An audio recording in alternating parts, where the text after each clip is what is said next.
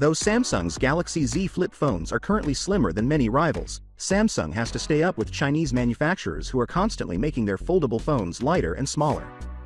Even with this, the Galaxy Z Fold series isn't as slim as some of the other available choices.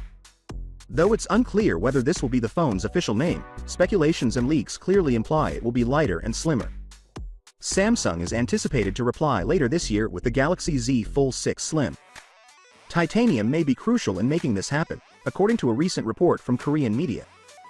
According to reports, Samsung is contemplating the use of titanium for the backplate of its next foldable phone. The backplate serves as the structural support between the foldable screen and the hinge. Samsung employed carbon fiber reinforced plastic for this component in the latest Galaxy Z Fold models. To make the phone more robust and durable, Samsung may go to a titanium backplate for the Z Fold 6 Slim. It is probable that Samsung will ultimately choose the titanium backplate, even if CFRP is still being studied. We discovered back in May that the Galaxy Z Fold Slim will not support the S Pen. The titanium backplate might be the reason for this. While the Galaxy S24 Ultra has a titanium frame that does not lie directly behind the display as the backplate does on a foldable smartphone, titanium may interfere with the digitizer that permits pen support, which may be why Samsung decided not to utilize it for the Galaxy Z Fold 6.